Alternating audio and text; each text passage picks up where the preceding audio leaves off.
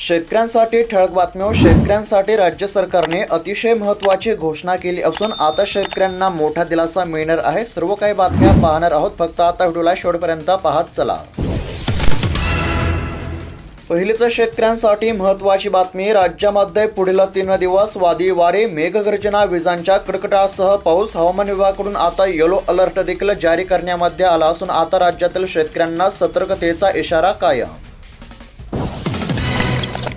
कापणी झालेल्या पिकांच्या नुकसानीची भरपाई देणार मुख्यमंत्री देवेंद्र फडणवीस यांची घोषणा। मंत्रिमंडळ बैठकीमध्ये पावसामुळे झालेल्या नुकसानीचा आढावा घेतल्यानंतर आता मुख्यमंत्र्यांची मोठी घोषणा। पात्र शेतकऱ्यांना पीक विमा द्यावाच लागेल, कृषी मंत्र्यांच्या आयुक्तांना आदेश। शेतकऱ्यांना मिळणार दिलासा। शेतकरी मित्रांनो, तुम्हाला जर पीक विमा मिळाला नसेल तर काहीच काळजी करू नका, फक्त आता व्हिडिओला शेवटपर्यंत पाहत चला, कारण की आता शेतकऱ्यांना देखील पीक विम्याची गरज असून आता राज्य सरकारने देखील महत्त्वाची घोषणा केली आहे। आता पात्र शेतकऱ्यांना पीक विमा द्यावाच लागेल असे निर्देश आता राज्याचे कृषी मंत्री माणिकराव कोकाटे यांनी आयुक्तांना दिले असून आता शेतकऱ्यांना पीक विमा मिळण्याचा मार्ग मोकळा झाला आहे। आता कोणकोणत्या जिल्ह्यांमध्ये पीक विम्याचे वाटप सुरू झाले आहे, सविस्तर पात्र जिल्ह्यांची यादी देखील आपण पुढे पाहणारच आहोत आणि तुमच्या देखील जिल्ह्यामध्ये पीक विमा केव्हा जमा होणार आहे ते देखील मी सांगणार आहे। फक्त व्हिडिओला शेवटपर्यंत पाहत चला, कारण की तुमच्या देखील जिल्ह्यासंदर्भातील पीक विम्याचे सविस्तर अपडेट तुम्हाला पाहायला मिळेल। खरीप हंगामासाठी बळीराजा सज्ज, शेती मशागतीचे कामे पूर्णत्वाकडे। कापूस व सोयाबीनला आता प्राधान्य। कृषी केंद्रावरून खते बी बियाणे खरेदीसाठी देखील आता शेतकऱ्यांची गर्दी पाहायला मिळत आहे। खरीप हंगामाची जोरदार तयारी। सोयाबीनला 74,000 रुपये तर कापसाला 84,000 रुपये प्रति हेक्टर पीक कर्ज। खरीप हंगामासाठी पीक कर्ज दरामध्ये सरासरी 15% वाढ, तर शासनाकडून आता बँकांची उद्दिष्ट देखील निश्चित। थकीत गाय दूध अनुदान तातडीने अदा करा, उपमुख्यमंत्री अजित पवार यांचे निर्देश। 41 कोटी रुपये मिळण्याचा आता मार्ग मोकळा, शेतकऱ्यांना देखील दिलासा। शेतकऱ्यांची अनुदान रक्कम कारण नसताना रोखू नका, बैठकीमध्ये राम भदाने यांचे बँकांच्या अधिकाऱ्यांना निर्देश। धुळे जिल्ह्यातील शेतकऱ्यांना मिळणार आता दिलासा। लाडक्या बहिणींसाठी अतिशय महत्त्वाची बातमी। मे महिन्याचा 11वा हप्ता आता लाडक्या बहिणींच्या बँक खात्यावरती जमा होण्यास सुरुवात, लाडक्या बहिणींना दिलासा। शेतकऱ्यांसाठी अतिशय महत्त्वाची बातमी। शेतकऱ्यांना आता केवायसी करण्याचे आवाहन केले जात आहे। पीक विमा तसेच नुकसान भरपाईच्या लाभासाठी केवायसी करण्याचे आवाहन। पिकलेल्या कापसाला नाही भाव, बियाणांच्या किमतीमध्ये मोठी वाढ। सलग 2 वर्षापासून सतत होत आहे भाववाढ, शेतकऱ्यांमध्ये नाराजी। खरीप हंगामाला तोंडावर, बोनस पदरामध्ये पडणार तरी कधी, शेतकऱ्यांचा प्रश्न। हेक्टरी 20,000 रुपयांचे राज्य सरकारने केले होते बोनस जाहीर।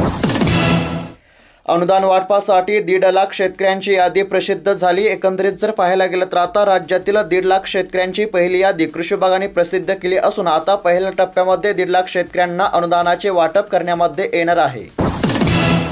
पीक विम्यासंदर्भातील शेतकऱ्यांसाठी अतिशय महत्त्वाची बातमी, लक्षपूर्वक ऐका। एकंदरीत जर पाहायला गेलं तर गेल्या वर्षी 4 जूनपासून सलग पडलेल्या पावसामुळे शेती पिकांचे मोठे नुकसान झाले होते। शेतकऱ्यांनी केलेल्या तक्रारीनुसार आता सोलापूर जिल्ह्यातील 2,11,000 शेतकऱ्यांना राज्य सरकारने 282 कोटी रुपयांचा निधी मंजूर केला होता। त्यानुसार आता सोलापूर जिल्ह्यातील बहुतांश शेतकऱ्यांच्या बँक खात्यावरती ही रक्कम जमा होण्यास सुरुवात झाली आहे। त्याचबरोबर शेतकरी मित्रांनो, अजून बऱ्याच जिल्ह्यांची यादी आपण पुढे पाहणार आहोत, फक्त आता व्हिडिओला शेवटपर्यंत पाहत चला। सध्या तरी आता सोलापूर जिल्ह्यातील शेतकऱ्यांना मोठा दिलासा मिळत असल्याचे चित्र आहे। एकंदरीत जर विचार केला तर तब्बल 282 कोटी रुपयांचा निधी आता सोलापूर जिल्ह्यातील शेतकऱ्यांच्या बँक खात्यावरती जमा करण्यामध्ये येत आहे। महत्त्वाची बातमी, शासनाच्या पीक नुकसान अहवालाच्या आधारे पीक विमा कंपन्यांनी शेतकऱ्यांना नुकसान भरपाई द्यावी, कृषी मंत्री माणिकराव कोकाटे यांचे निर्देश पाहायला मिळत आहेत। एकंदरीत जर पाहायला गेलं तर राज्यामध्ये अतिवृष्टीमुळे शेती पिकांचे मोठे नुकसान झाले असल्यामुळे आता शेतकऱ्यांना नुकसान भरपाई देण्यामध्ये यावी असे निर्देश आता राज्याचे कृषी मंत्री माणिकराव कोकाटे यांनी देखील आता दिले असल्यामुळे शेतकऱ्यांना लवकरच मिळणार दिलासा। आता खरीपाच्या तोंडावर बैलजोडी घेण्यावर शेतकऱ्यांचा भर, किंमतही वाढली। शेतीच्या मशागतीसाठी बैलजोडींची गरज, आता आठवडी बाजार फुलणार। एकंदरीत जर पाहायला गेलं तर आता खरीपाच्या तोंडावरती बैलजोडी घेण्यावर शेतकऱ्यांचा भर पाहायला मिळत आहे, सोबतच किमतीही वाढली असल्याचे चित्र। एकच पीक रिपीट करणार तर ॲव्हरेज नाही मिळणार. फेरफलाट न केल्यास जमिनीची सुपीकता कमी. कृषी तज्ज्ञांचा शेतकऱ्यांना सल्ला पाहायला मिळत आहे. शेतकऱ्यांसाठी महत्त्वाची बातमी. भूम तालुक्यातील 680 शेतकऱ्यांना मिळणार अनुदानावर सोयाबीन बियाणे. कृषी सेवा केंद्राद्वारे बियाणांचे वाटप सुरू. आता राज्यातील शेतकऱ्यांना अनुदानावर सोयाबीनचे बियाणे घेण्यासाठी आता अर्ज करण्याचे देखील आवाहन केले जात आहे. कृषी सेवा केंद्राद्वारे आता बियाणांचे वाटप सुरू झाले आहे. शेतकऱ्यांना दिलासा. पीक विम्यासंदर्भातील शेतकऱ्यांसाठी अत्यंत महत्त्वाची बातमी. शेतकरी मित्रांनो, आता कोणकोणत्या जिल्ह्यांमध्ये पीक विम्याचे वाटप सुरू झाले आहे, सर्व पात्र जिल्ह्यांची यादी आपण पाहत आहोत. यामध्ये आता परभणी देखील जिल्ह्याचा समावेश पाहायला मिळत आहे. त्याचबरोबर अजून बऱ्याच जिल्ह्यांची यादी आपण पुढे पाहणारच आहोत. फक्त आता व्हिडिओला शेवटपर्यंत पाहत चला. सध्या तरी आता परभणी जिल्ह्यातील शेतकऱ्यांसाठी अतिशय महत्त्वाची आणि आनंदाची बातमी पाहायला मिळत आहे. एकंदरीत जर पाहायला गेलं तर परभणी जिल्ह्यामध्ये खरीप 2024 मध्ये पंतप्रधान पीक विमा योजनेअंतर्गत राज्य सरकारने 428 कोटी रुपयांचा निधी मंजूर केला होता. त्यानुसार आता परभणी जिल्ह्यातील 7,32,000 शेतकऱ्यांच्या बँक खात्यावरती ही रक्कम आता जमा होण्यास सुरुवात झाली असून आतापर्यंत बहुतांश शेतकऱ्यांच्या बँक खात्यावरती पीक विम्याची रक्कम ही जमा झाली आहे. तब्बल 428 कोटी रुपयांचे वाटप हे परभणी जिल्ह्यातील शेतकऱ्यांना करण्यामध्ये येत आहे.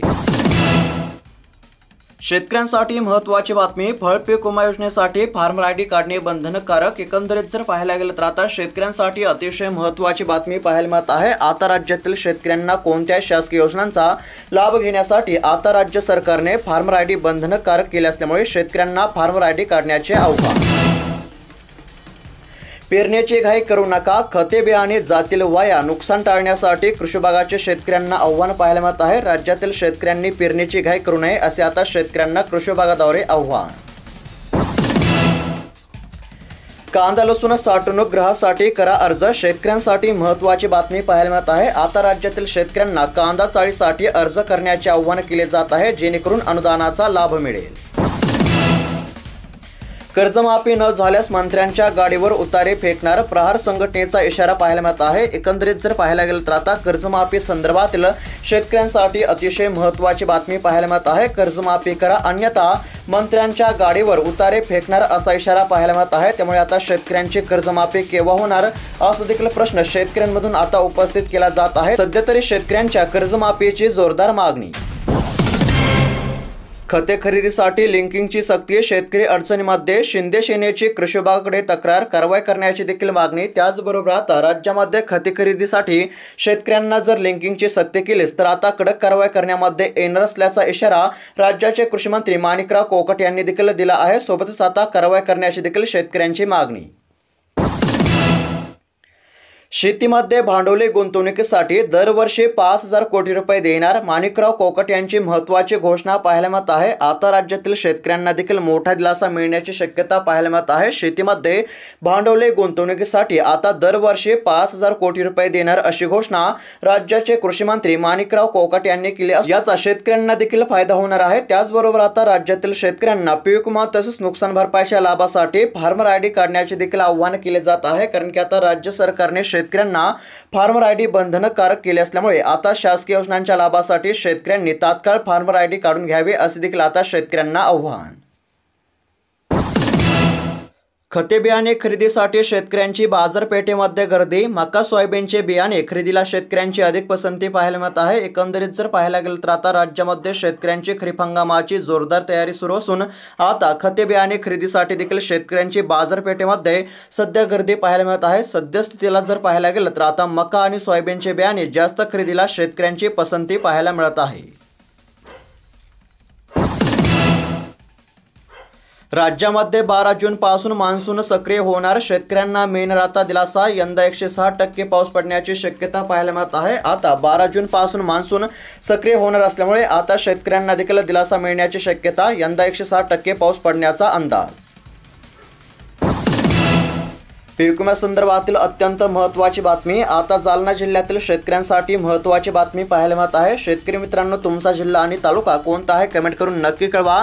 सध्या तरी आता जालना जिल्ह्यातील शेतकऱ्यांसाठी महत्त्वाची बातमी पाहायला मिळत आहे। पीक विम्यापोटी राज्य सरकारने जालना जिल्ह्यातील शेतकऱ्यांना 263 कोटी रुपयांचा निधी मंजूर केला होता। यापैकी आतापर्यंत जालना जिल्ह्यातील शेतकऱ्यांच्या बँक खात्यावरती 162 कोटी रुपये जमा झाले असून अजून 100 कोटी रुपयांचे वाटप जालना जिल्ह्यातील शेतकऱ्यांच्या बँक खात्यावरती सुरू असल्यामुळे आता जालना जिल्ह्यातील पीक विम्यासाठी पात्र असणाऱ्या शेतकऱ्यांना मोठा दिलासा मिळणार आहे। तब्बल 263 कोटी रुपयांचा निधी मंजूर झाला होता। यापैकी आतापर्यंत 162 कोटी रुपये शेतकऱ्यांच्या खात्यात वर्ग। पालेभाज्यांची आवक घटली, भाज्यांचे दर वाढले। सध्या जर पाहायला गेलं तर आता अतिवृष्टीमुळे शेती पिकांचे मोठे नुकसान झाले होते। यामध्ये पालेभाज्यांचे देखील नुकसान झाले असून आता पालेभाज्यांची आवक घटली असून दरामध्ये थोडी तेजी। राज्यामध्ये कापूस बियाणांची टंचाई, उत्पादन कमी झाल्यामुळे शेतकऱ्यांची अडचण पाहायला मिळत आहे। एकंदरीत जर पाहायला गेलं तर आता राज्यामध्ये खरीप हंगामाची जोरदार तयारी सुरू असली तरी आता राज्यामध्ये कापूस बियाणांची टंचाई पाहायला मिळत आहे। उत्पादन कमी झाल्यामुळे शेतकऱ्यांची देखील अडचण। सौर ऊर्जा पीक कर्जासाठी सिबिल अहवाल न पाहता शेतकऱ्यांना कर्ज द्या, आमदार प्रशांत बंप यांची बँक व्यवस्थापकांना सूचना पाहायला मिळत आहे। यामुळे आता शेतकऱ्यांचा देखील नक्कीच फायदा होणार आहे। सौर ऊर्जा पीक कर्जासाठी सिबिल अहवाल न पाहता आता शेतकऱ्यांना कर्ज द्या असे निर्देश देण्यामध्ये आले असल्यामुळे आता शेतकऱ्यांना खरीप हंगामाच्या तोंडावरती काहीसा दिलासा मिळण्याची शक्यता। 100 कोटींच्या दुष्काळी अनुदान घोटाळा प्रकरणी निलंबन व एफआर करण्याचा अधिकार जिल्हाधिकाऱ्यांना आहे। आमदार बबनराव लोणीकर यांची माहिती पाहायला मिळत आहे। 100 कोटींच्या दुष्काळी अनुदान घोटाळा प्रकरणी निलंबन व एफआर करण्याचा अधिकार जिल्हाधिकाऱ्यांना आहे अशी माहिती आता बबनराव लोणीकर यांनी दिली। सरकारचा शेतकऱ्यांसोबत दगाफटका, राज्य सरकारकडून पीक नुकसान भरपाईच्या मदत रकमेमध्ये कपात। आता 3 ऐवजी शेतकऱ्यांना फक्त 2 हेक्टरपर्यंतच मदत देण्यामध्ये येणार असल्यामुळे आता शेतकऱ्यांची याबद्दल नाराजी पाहायला मिळत आहे। सरकारचा निर्णय